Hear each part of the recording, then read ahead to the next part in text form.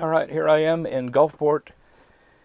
Uh, we came in last night and there was no work today, so we're sitting around. What I've done is I've come back out to the airplane by myself because we need to restock it. So I was at the hotel last night. I got to ride from the hotel to the FBO here. I'm going to borrow their car to go to the store and buy, I think it's chips and some beer. We need to restock it. So that's why I'm here. But while I'm here, I thought I'd tell a story as long as I'm here. So I'm sitting on the airplane. It's a Phenom 300, by the way. It's fairly comfortable, nice seats. I wished I could, maybe at the end of the video I might show you around. Anyway, back in the 90s, I was working for ASA. I was flying a Brasilia EMB 120, two-engine turboprop. One flight attendant, two pilots. I'm the captain. We were doing what they call naps or continuous duty overnights, or stand-ups is different slang for it, but basically the idea is, basic idea is that pilots are merely accessories for the big investment, which is the actual airplane. You got to keep this airplane flying because that's how you make money as a company. I get it. So they hire pilots to make sure the airplane keeps flying. So when the airplane gets to a city with the hub and spoke system, which is what we were doing, Atlanta out and then back in the morning, or out and back, all over the country. So in order to be efficient, we'd go on duty in the late afternoon. We'd fly somewhere, or maybe one place, and back to Atlanta, and then go to the overnight. The overnight, we'd get there 10, 11, 12 o'clock at night, and then at 6 in the morning, the crew would be ready to take the flight back in the morning, because we have duty time issues, and we also have crew rest issues. So when you did these continuous duty overnights, that's exactly what it meant. You were continually on duty from the time you showed up at maybe 6 o'clock at night until 6 in the morning, or 7 in the morning. Wouldn't give you enough rest. Might only have 4 or 5 hours rest, but you'd then legally be able to take your rest during the day. But nobody did that really, or maybe some did, but you have life to live, you had things you need to do during the day.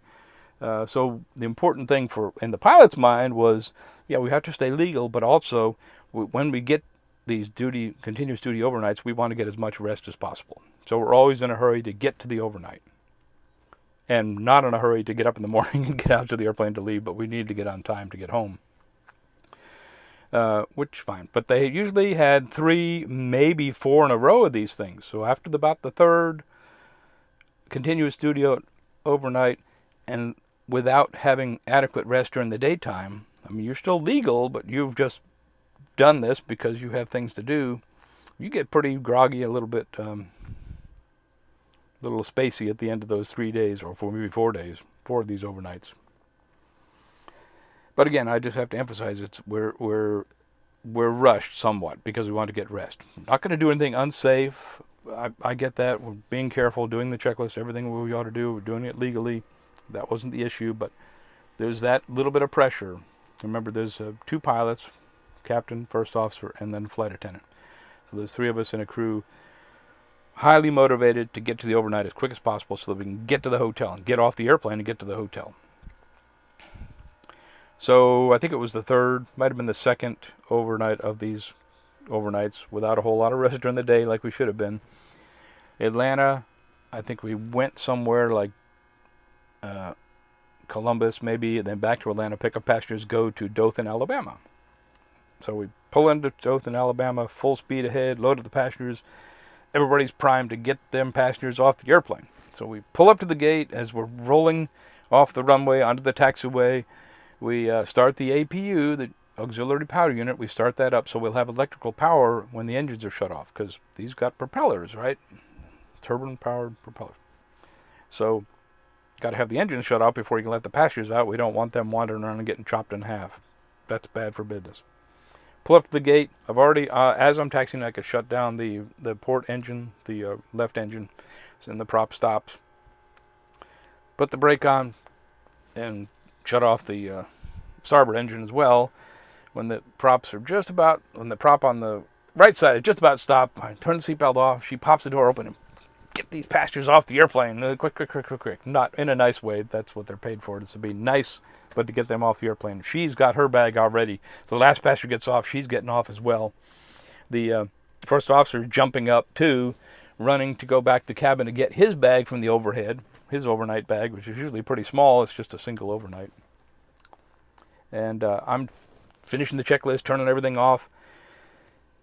As I see he's starting to come forward saying, ready, I push the APU shut off button, which basically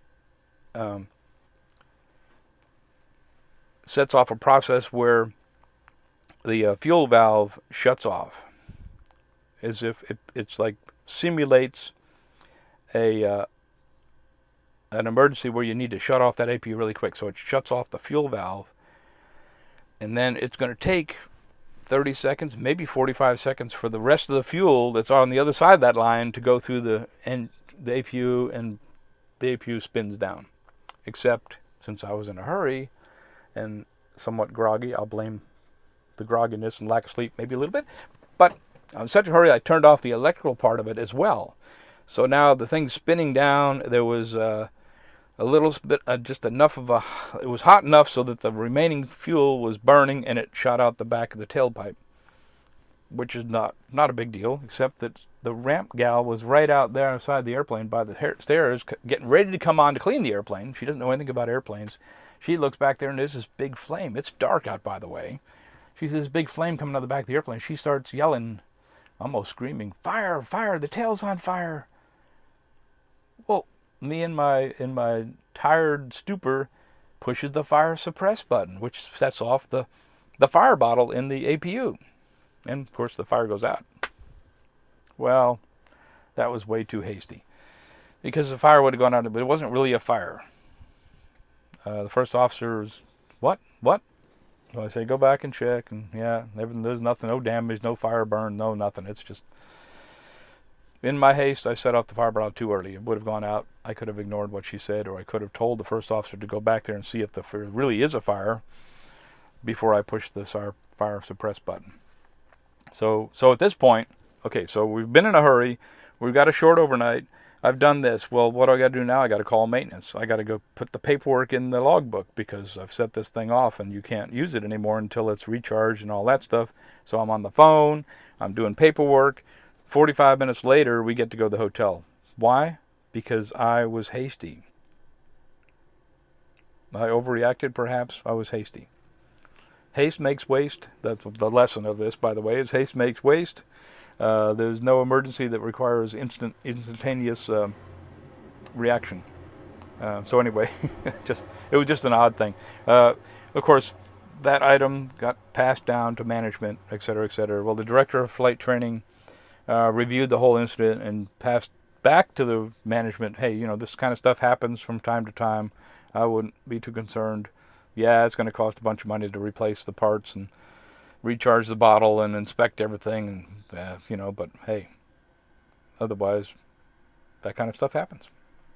So anyway, I was chagrined, to say the least, not to mention being the bad guy of that particular crew. First officer and the flight attendant are like, oh man, why did we have to get on this guy's flight? Since we got less rest because of his screw up. I apologize, but that was the end of that. Haste makes waste. Be thoughtful. And just because somebody yells fire doesn't necessarily mean it's a fire. Thank you.